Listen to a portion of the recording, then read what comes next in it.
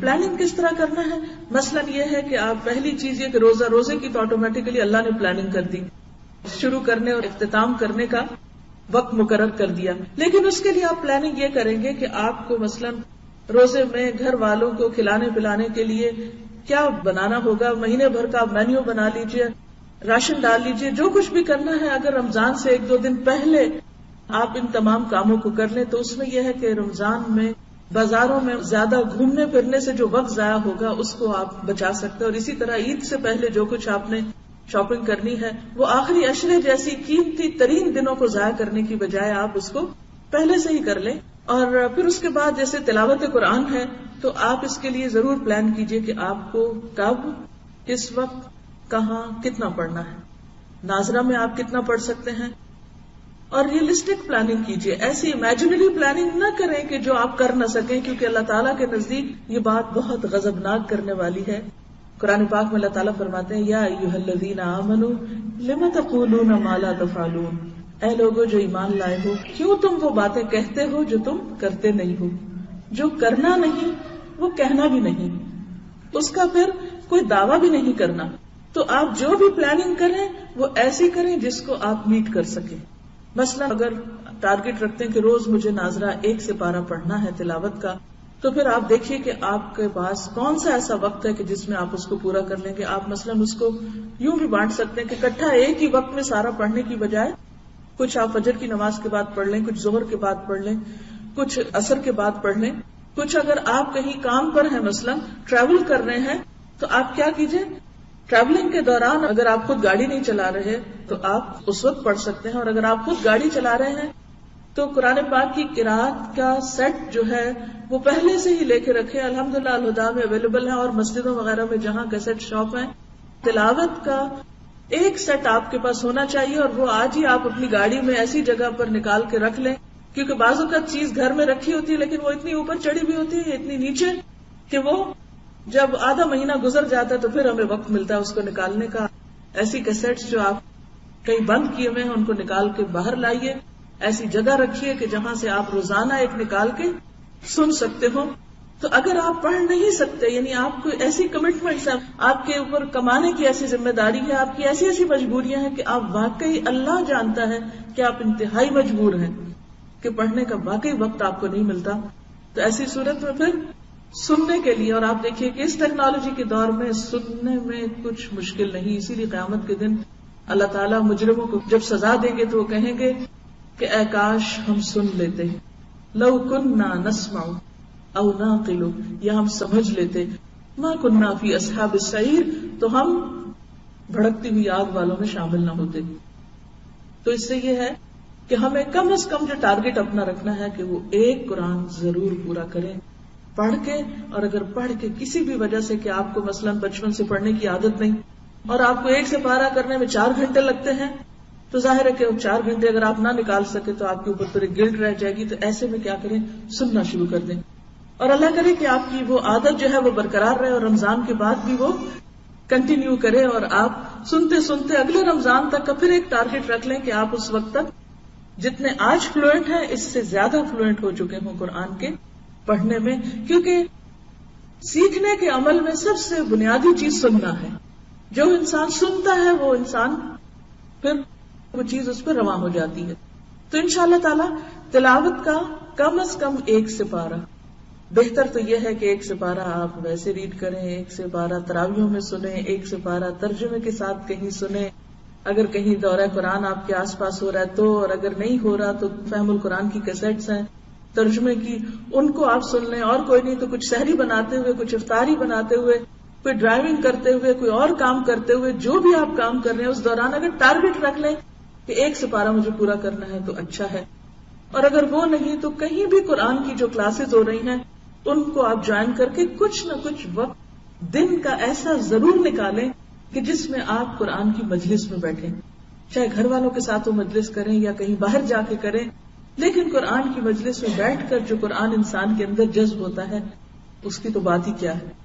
تو کیونکہ رمضان میں قرآن نازل کیا گیا ہے، اور یہ تجربے سے ثابت شدہ بات ہے کہ جتنا قرآن رمضان میں سمجھ میں آتا ہے اور دل میں اترتا، عام دنوں میں روزے کے بغیر وہ بات ہی نہیں بنتی. کیونکہ اللہ تعالیٰ نے ان دو چیزوں کو لازم و ملزوم رکھا. لہذا روزے کی حالت میں قرآن کا پڑھنا اور سننا، اور پھر خاص طور پر رات کے وقت، اور جیسے کہ وہ حدیث میں آتا ہے کہ قیامت کے دن روزہ اور قرآن انسان کے حق میں سفارش کریں گے، آ کے کھڑے ہو جائیں گے. روزہ کہے گا یا رب میں نے اس کو دن میں کھانے پینے اور دیگر شہوانی خواہشات سے روکے رکھا، تو اس کے حق میں میری سفارش قبول فرما. اور اسی طرح قرآن سفارش کرے گا کہ یا رب رات کو میں نے اسے نیند سے روکا. یعنی اس کی سفارش میں خاص طور پر رات کی نیند کا ذکر ہے. یعنی اگر دن میں نہیں وقت ملا کسی وجہ سے تو تراویح میں یا تو خود پڑھ کے یا آپ کسی مسجد میں جائیں یا گھر میں انتظام کریں، کچھ بھی کریں، لیکن میک شور کہ آپ کھڑے ہو کر قرآن کو پڑھیں یا سنیں. تو یہ زیادہ آپ کے لیے انشاءاللہ تعالی بہتر ہوگا. اور اس میں پھر آپ میں سے ہر ایک بیٹھ کے اپنی اپنی ریٹن پلاننگ کرے، مجھے یہ کام ایسے کرنا ہے، یہ کام ایسے کرنا ہے. پھر اگر تراویح پڑھنا ہے تو پہلے سے طے کر لیں کہ تراویح کہاں پڑھنے جائیں گے آپ، کون سی قریب ترین مسجد یا جگہ ہے. یہ نہ ہو کہ ادھر سے نماز کا وقت ہو اور ادھر گھر میں بیٹھ کے آپ جھگڑ رہے ہو، ایک کہے وہاں چلے دوسرا کہے وہاں چلے، اور آپ پہنچے اس وقت جبکہ پہلے حصہ جو ہے وہ قرآن کا پورا ہو چکا ہو. تو آپ کو ٹارگٹ یہ رکھنا چاہیے کہ مجھے لیٹ نہیں جانا نماز میں، مجھے پورا کرنا ہے، لہٰذا مجھے اول وقت پہنچنا ہے تاکہ میں اپنا پورا سن سکوں. اور انشاءاللہ جب آپ نیت کر لیتے ہیں نا، ارادہ کر لیتے ہیں، 100% کا آپ ارادہ کر لیتے ہیں، تو انشاءاللہ اگر آپ اس میں سے 98% کر پائے، 95 کر پائے، تو بھی جو آپ کی نیت تھی اللہ تعالیٰ اس کو کاؤنٹ کرے گا اور آپ کا اجر پورا ہو جائے گا. اور پھر یہ ہے کہ اس میں استقامت اختیار کریں. کبھی ایک مسجد میں جانا، کبھی دوسری میں، کبھی تیسری میں، کبھی چوتھی میں، کہیں سے کچھ کہیں سے کچھ کہیں سے کچھ. یہ طریقہ ٹھیک نہیں ہے، کیونکہ اس میں آپ کا قرآن پورا نہیں ہوتا. آپ سنجیدگی کے ساتھ کھڑے ہو کر اول سے آخر تک نہیں سن سکتے. لہٰذا جہاں بھی جانا ہے، جو آپ کی چوائس ہے، قاری صاحب بہت اچھا پڑھتے ہیں یا کم اچھا پڑھتے ہیں، جو بھی کرتے ہیں کرتے رہیں، لیکن آپ کے نزدیک اس وقت خوبصورت قرأتیں سننا مقصد نہیں ہونا چاہیے. مقصد یہ ہونا چاہیے کہ مجھے ایک ترتیب کے ساتھ اپنا پورا قرآن جو ہے اس کو سننا ہے. اس سے آپ دیکھیں گے کہ آپ کے اندر ایک خاص قسم کی سیٹسفیکشن بھی پیدا ہوگی، ایک اطمینان پیدا ہوگا. جب ہم ادھورے کام کرتے ہیں تو ہم کہیں کے نہیں ہوتے، نہ ادھر کے نہ ادھر کے. تو آپ کو اپنا ٹارگٹ کیا رکھنا، پلاننگ کیا کرنی ہے کہ مجھے قرآن پورا سننا ہے یا پورا پڑھنا ہے. خواتین یا ایسے لوگ کہ جن کے قریب کوئی مسجد نہیں ہے، یا ڈرائیو نہیں کر سکتے، یا کوئی لے جانے والا نہیں ہے، یا پھر کوئی پابندی نہیں ہے، تو ایسی صورت میں آپ کیا کر سکتے ہیں، گھر میں بھی خود سے پڑھ سکتے ہیں. اور اس کے لیے ہمیں دلیل ملتی ہے حضرت عائشہ رضی اللہ تعالی عنہا کے غلام حضرت زکوان کی، کہ جو مصحف سے دیکھ کر نفل نماز پڑھتی تھی. اور ابھی آپ خانہ کعبہ میں تراویح کے موقع پہ چلے جائیں، حتیٰ کہ امام پڑھ بھی رہے ہوتے تو پیچھے لوگوں نے اپنا بھی کھولا ہوتا ہے، کیونکہ سن کے دیکھ کے پڑھنے سے زیادہ سمجھ میں آتا ہے. اور نفل نماز میں اس کی اجازت ہے، رخصت موجود ہے. تو جو لوگ نہ کہیں جا سکتے ہوں وہ کھول کے بھی پڑھ لیں. اور اس میں آپ یہ بھی کر سکتے ہیں کہ اگر دن میں آپ کو الگ سے تلاوت کے وقت نہیں ملا تو پھر آپ کی تلاوت اور نماز دونوں رات کو نفل میں اکٹھی ہو جائے گی، دونوں چیزیں اکٹھی کر لیں. دیکھیے سب کے اوپر ایک فارمولا نہیں فٹ ہو سکتا. جیسے آپ سب کے ڈریسز فرق ہوتے ہیں نا، ہر ایک کا سائز فرق ہے، بالکل اسی طرح ہر شخص کی لمٹ اور کیپیسٹی فرق ہے. سب کو ایک فارمولا نہیں دے سکتے. اور میں آپ کو اب لسٹ بنا دوں، جی آپ کو ہر روز 1 سپارہ تلاوت کرنا ہے، تراویح پڑھ، بہت اچھا ہے جو یہ سب کر سکے. جو یہ سب نہ کر سکیں تو وہ پھر کم از کم کچھ تو ضرور کریں. اور منیمم کیا ہے کہ آپ تراویح میں پھر 1 سپارہ یا سنیں یا پھر اس کو دیکھ کے پڑھ کے اپنی تراویح مکمل کریں. پھر اس کے بعد آپ دیکھیے کہ اگلا ٹارگٹ ہمارا کیا ہے کہ دعائیں، یعنی کہ ہم نے عام دنوں سے زیادہ دعائیں مانگنی ہیں. اس کے لیے بھی تھوڑی سی پلاننگ کر لیں. مثلا آپ کے پاس دعاؤں کی کتابیں موجود ہوگی، الحمدللہ ہر جگہ سے اویلیبل ہیں. نہیں تو الہدا کے اسٹال پہ اللہ کا شکر ہے اسٹاک موجود ہے. اور آپ اس میں بھی پلاننگ کس طرح کریں کہ مثلا سحری کے وقت آپ نے قرآنی اور مسنون دعاؤں سے آپ نے دعائیں پڑھنی ہے. آپ روز کا 1 پیج باندھ لیں کہ مجھے 1 پیج پڑھنا ہے، 2 پڑھنے ہیں، ساری پڑھنی ہے. اٹ ڈیپینڈس کہ آپ کے پاس کتنا ٹائم. اچھا اس سے کیا ہوگا، جتنی بھی قرآنی دعائیں ہیں وہ ساری کی ساری آپ شروع سے لے کے آخر تک ایک صبح کے وقت میں، سحری کے وقت میں پڑھ جائیں گے. پھر اسی طرح صبح شام کی دعائیں بھی جو ہیں وہ بھی ہو سکتی ہیں. شام کے وقت، افطار کے وقت بھی آپ کیا کر سکتے ہیں، کوئی ایک کتاب مقرر کر لیں اور اس میں سے آپ شروع سے لگ کے، یعنی اگر آپ کو آتی ہے نا تو دعا کا صرف سیکوینس دیکھیں گے تاکہ مس نہ ہو. اور باقی آپ اپنے دل سے مانگیں گے. بند کر لیں اگر زبانی آتی ہے، اول تو آنی چاہیے، کیونکہ دعا میں خشوع ضروری ہے. اور یہ کتاب کا بتانا یہ کوئی آپ کے اوپر فرض یا لازم نہیں، لیکن یہ میں پلاننگ آپ کو کر کے دے رہی ہوں کہ اس طرح فائدہ کیا ہوگا، چھوٹے گا کچھ نہیں. صفحہ ایک پڑھا ادھر سے ایک ادھر سے نشانی رکھ لی. 30 دنوں پہ پڑھنا ہے تو ہفتے میں ایک دن ختم کرنی ہے تو ہر روز پوری دعائیں پڑھنی ہے تو یہ تو ہر ایک کے لیے اپنا میدان کھلا ہے. جتنا بھی کوئی جیسا کرنا چاہے وہ کر سکتا ہے. پھر اسی طرح ذکر اذکار ہے تو مثلاً آپ اس میں ورائٹی بہت موجود ہے. استغفار بھی موجود ہے، لا حول ولا قوت الا باللہ بھی ہے، سبحان اللہ و بحمدہ سبحان اللہ العظیم بھی ہے. تو آپ یہ کر سکتے ہیں کہ تھوڑا سا اپنا حساب رکھا کریں کہ میں کون کون سی تسبیح کی ہے یا نہیں کی. اس میں پھر آپ اپنے دن کی جو روٹین ہے اور ہر ایک کی فرق ہوتی ہے. مثلا آپ بچوں کو اسکول چھوڑنے کے لیے جاتے ہیں تو آپ سوچیں جاتے ہوئے میں تسبیح پڑھوں گی سبحان اللہ کی، واپسی پہ میں لا حول ولا قوت الا باللہ پڑھوں گی. اب چھٹی کے وقت بچوں کو لینے جا رہے ہیں تو آپ استغفار جاتے ہوئے پڑھ لیں، واپسی پہ آپ چوتھا کلمہ جو ہے اس کو پڑھ لیں.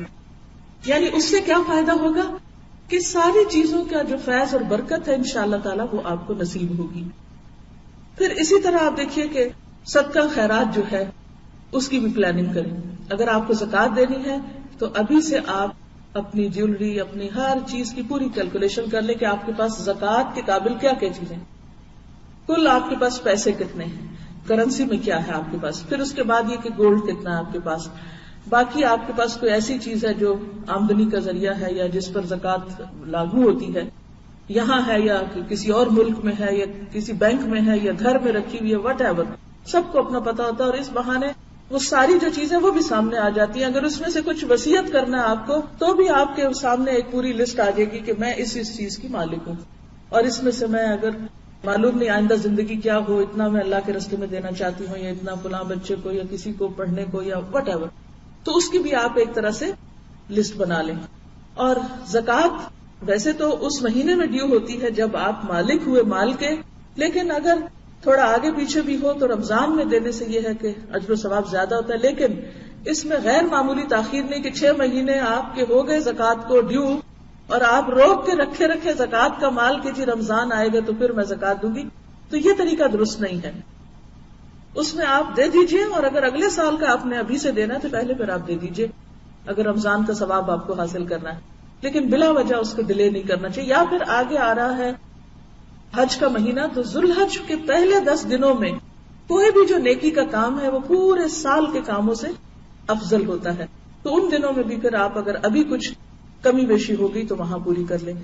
پھر اس میں آپ دیکھیے کہ صدقہ خیرات میں آپ یہ بھی دیکھ سکتے ہیں کتنا حصہ فقیروں مسکینوں کو کھانا کھلانے پہ، کتنا رشتہ داروں کو، بہن بھائیوں کو، یا اور جو بھی اور عزیز رشتہ دار ہیں ان کو کیا دینا ہے. اپنے الماریاں اپنی ہر چیز نکال کے دیکھ کے اچھا یہ فلاں کو یعنی ایک جنرل سا آئیڈیا کر لے کہ کس کس کو مجھے عید پر یا ویسے رشتہ داری کے حق کے ادا کرنے کے موقع پہ کیا دینا ہے. پھر اسی طرح اگر آپ روزہ نہیں رکھ پائیں گے، مثلاً حاملہ عورتیں جو ہیں فدیہ دے سکتی ہیں اور بعد میں قضا رکھ سکتی ہیں، یا پھر یہ ہے کہ آپ بیمار ہیں یا یہ کہ ایسی بیماری ہے جس کو کبھی بھی درست نہیں ہونا، یا بوڑھے ہیں ایسے لوگ، تو ان کی جو کیلکولیشن ہے وہ ابھی سے کر کے آپ اس پیسے کو بھی شروع رمضان میں ہی نکال دیں. پھر اسی طرح یہ ہے کہ اگر آخری عشرے کی کوئی خاص آپ نے عبادت کرنی ہے، کہیں سے چھٹی لینی ہے تو وہ اپلائی کرے، کچھ کرے، پلان کریں کہ مجھے تاک راتوں میں کیا کیا کرنا ہوگا. مثلا قرآن پڑھنا ہے یا نوافل پڑھنے ہیں یا اعتکاف کرنا ہے یا کچھ اور کرنا ہے، تو وہ ابھی سے آپ کے ذہن میں ہونا چاہیے. کیونکہ عام طور پہ ہوتا ہے کہ جب کام بالکل سر پہ آ جاتا ہے پھر ہم شروع کرتے ہیں تو اس وقت پھر ہم صحیح طور پر اس کو ادا نہیں کر سکتے. پھر اسی طرح یہ ہے کہ آپ نے اگر کوئی بھی اور نیکی کا کام سوچا ہوا ہے تو خاص طور پر روزہ جو ہے سیلف کنٹرول کی چونکہ ایک مشق ہے، تو اپنی اس بات کی بھی کوئی پلاننگ کر لیں کہ میں نے رمضان میں مثلاً جھوٹ سے بالکل پرہیز کرنا ہے، اور پھر رمضان کے بعد بھی میں آئندہ زندگی میں اب اس سے توبہ کرتی ہوں، کیونکہ قیامت کے دن سچے لوگوں کو ان کی سچائی فائدہ دے گی. تو 2 باتیں ہو گئی. نمبر 1 ہمیں پرائرٹی سیٹ کرنی ہے، گھر کا ٹائم ٹیبل بدلے گا، اور کچھ کام ہمیں اس مہینے میں روزے کا تقاضا سمجھتے ہوئے کرنے ہیں، اور ان کاموں کو کرنے کے لیے ٹارگٹ مقرر کرنے ہیں، ٹائمنگز مقرر کرنے ہیں. طریقے طے کرنے ہیں، حتیٰ کہ یہاں تک پلان کر لیں کہ آپ کو عید کی نماز کس مسجد میں پڑھنی ہے، کیونکہ اس سے وقت بچتا ہے. جو لوگ صحیح پلاننگ نہیں کرتے اور پھر اس پلاننگ کے ساتھ لگ نہیں جاتے، وہ زندگی میں کچھ کر نہیں پاتے، کیونکہ وہ لاسٹ مومنٹ پر بھی شیکی ہوتے ہیں. اچھا وہاں جانا ہے یا یہاں، آدھے رستے پہ جا کے نہیں وہاں زیادہ بہتر ہے، اور اچھا وہ تو ابھی مجھے پتا چلا کہ اس کا تو ٹائم ہی گزر گیا، ابھی پھر واپس پلٹو، گاڑی ادھر موڑو اور وہاں چلتے ہیں. پہلے سے ہی پتا کر کے رکھنا ہے تراویح کا ٹائم کیا ہے کسی مسجد میں جہاں آپ جانے والے ہیں، عید کی نماز کس مسجد میں کس وقت ہوگی، پہلی نماز پڑھنی ہے یا دوسری پڑھنی ہے، کیا کرنا ہے کیا نہیں کرنا، سب چیزوں کا طے کر لیں. اور اس کے بعد مثلاً آپ ماں ہیں، ماں کی ایک بہت بڑی ذمہ داری ہے، گھر کا سارا نظام جو ہے ان کے ہاتھ میں ہوتا ہے، لہٰذا یہاں آپ اپنی کچھ اتھارٹی بھی استعمال کریں. بچوں کو اور میاں کو اور سب کو تھوڑا سا آپ بیٹھ کے ان سے مشورہ کریں، کیونکہ پلاننگ میں مشورہ ضروری ہے. مشورہ کریں اور اس کے بعد آپ کروائیں، میک شور کہ یہ چیزیں ہو رہی ہیں. اور پھر آپ دیکھیے آپ تو تنہا چل بھی نہیں سکتے، آپ کو تو بچوں کو بھی ساتھ لے کے جانا ہے. وہ قرآن پڑھ رہے ہیں یا نہیں پڑھ رہے، وہ نماز پڑھ رہے ہیں یا نہیں پڑھ رہے،